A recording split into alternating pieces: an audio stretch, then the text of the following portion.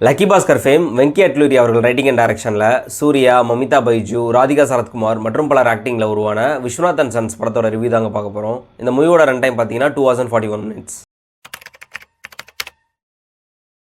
Hey guys, welcome to cinematics. இந்த மாதிரி movie ரிவ்யூஸ்க்கு நம்ம சேனலை சப்ஸ்கிரைப் பண்ணிட்டு தென் பிடிச்சிருந்தா ஒரு லைக் போட்டு விட்டுருங்க. இதோட ஸ்டோரி பார்த்தீங்கன்னா, சூர்யா அவரோட 40+ல ஒரு பிரைவேட் ஜெட்டே ஓன் பண்ற அளவுக்கு ஒரு பெரிய பிசினஸ் மேக்னட்டா இருக்காரு. இவர் சின்ன வயசுல ஏற்பட்ட ஒரு சைல்ட்ஹுட் ட்ராமானால அவருக்கு மேரேஜ்னாலே பெருசா எந்த ஒரு இன்ட்ரெஸ்ட்டுமே இல்ல. பட் சூர்யாவோட அம்மா ராதிகாக்கோ தன் பையனுக்கு எப்படியா ஒரு கல்யாணத்தை பண்ணி பேரம்பத்தி எடுத்துணும்னு ஒரு கனவோட இருக்காங்க. ஒரு கட்டத்துல ராதிகாக்கு உடம்பு சரியில்லாம போக சூர்யா அவங்க ஆசை நிறைவேற்றுற விதமா ஃபாரின் போய் ஒரு சர்ரோகேட் மதர் மூலமா ஒரு குழந்தைய பெற்று எடுத்துட்டு வந்துடுறாரு. அந்த குழந்தைக்கு எதிர்பாராத விதமா போன் மேரோ டிசீஸ் இருக்கு. ஸோ அந்த குழந்தையோட போன் மேரோ ஆபரேஷனுக்கு அவங்க அம்மாவோட போன் தேவைப்படுது. ஸோ இந்த ஆபரேஷனுக்காக இந்தியா வர வைக்கப்படுற சர்ரோகேட் மதரான மமிதா பைஜு இவங்க லைஃப்குள்ள வராங்க. இதுக்கப்புறம் சூர்யா ஃபேமிலிக்கும் மமிதா பைஜுக்கும் இருக்கிற ரிலேஷன்ஷிப் எந்த எக்ஸ்ட்ரீம் வரையும் போகுது அப்படின்றது தாங்க இந்த Viswanath and sons.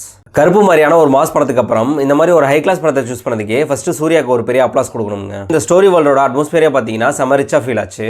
Radhika and Surya, அதாவது அம்மா பையனுக்குமான பாண்டிங் பார்த்தீங்கன்னா ரொம்ப யதார்த்தமாவே இந்த படத்தில் காமிச்சிருந்தாங்க.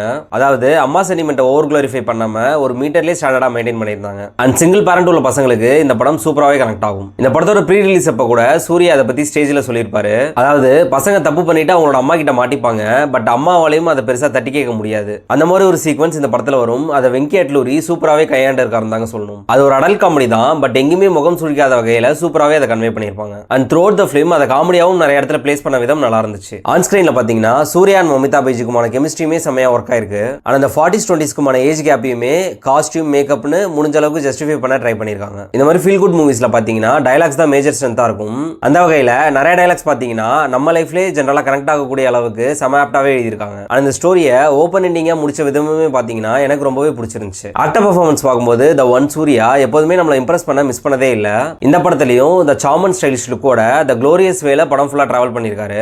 மாசான ஃபைட் சீன்ஸ்ல எல்லாரையுமே அடிச்சு துவம்சம் பண்ணிடுறாரு. At the same time emotional சீன்ல அழும்போது நம்மளையும் சேர்ந்து அழ வச்சுறாரு. சஞ்சயோட கேரக்டரைசேஷன் பாத்தீங்கன்னா அவரோட ரியல் லைஃப்லயுமே ஒத்து போகும்ன்றதுனால நம்மளால இன்னுமே ஈஸியா கனெக்ட் ஆக முடிஞ்சது. அடுத்து மமிதா பைஜு ஒரு துரு பொண்ணா டயலாக் டெலிவரியை விட ஃபேஸ் எக்ஸ்பிரஷன்லயே அவங்க சொல்ல வந்ததை ஈஸியா கன்வே பண்ணிட்டு போயிடுறாங்க. இன்னும் சொல்ல போனா அவங்க ஆக்டிங்கோட ஃபுல் பொட்டன்ஷியலா இந்த படத்துல நம்மளால பார்க்க முடியும். அண்ட் அவரோட ஆக்டிங் ஸ்கில்ல ஜனநாயகன் படத்தோட கம்பேர் பண்ணும்போது into 100 times அதை விட பெட்டராவே இந்த படத்துல பண்ணிருக்காங்க. அடுத்து ராதிகா நிறைய அம்மா கேரக்டர்கள் அவங்களோட கெரியர்ல அவங்க பண்ணியிருந்தாலுமே இந்த படம் பாத்தீங்கன்னா முற்றிலும் மாறுபட்ட ஒரு படமா தான் உங்களுக்கு அமைஞ்சிருக்கும். அப்படிப்பட்ட டிஃபரெண்டான இந்த ரோலை அவங்களோட ஆக்டிங் எக்ஸ்பீரியன்ஸ் மூலமா சூப்பராகவே ஹேண்டில் பண்ணியிருக்காங்க. அப்புறம் பாத்தீங்கன்னா ரவீனா, நாசர், பவானி ஸ்ரீன்னு எல்லாருமே ஒரு டீசென்டான பெர்ஃபார்மன்ஸே கொடுத்திருந்தாங்க. சூர்யா அண்ட் ஜிவி பிரகாஷ் சேர்ந்தாலே எப்போதுமே பேக்ரவுண்ட்ல ஒரு மேஜிக் கிரியேட் ஆகும். இந்த படத்துல ஜிவி நவரசத்திலையும் சாங்ஸ் சூப்பராகவே கொடுத்திருக்காரு. பட்டாம்பூச்சி அண்ட் வெட்டிங் சாங்னு ஹாப்பி நம்பர்ஸும் சரி, செகண்ட் ஹாஃப்ல வர சோகமான எமோஷனல் சாங்கும் சரி, தியேட்டர் எஃபெக்ட்ல எல்லாமே செம சவுண்ட் குட்டா ஃபீல் ஆச்சு. இந்த ரிச்சான ஸ்டோரி வேர்ல்ட கிறிஸ்டல் கிளியரா படம் முடிச்சிருக்காரு நிம்ஷி ரவி சினிமாட்டோகிராஃபர். அதோட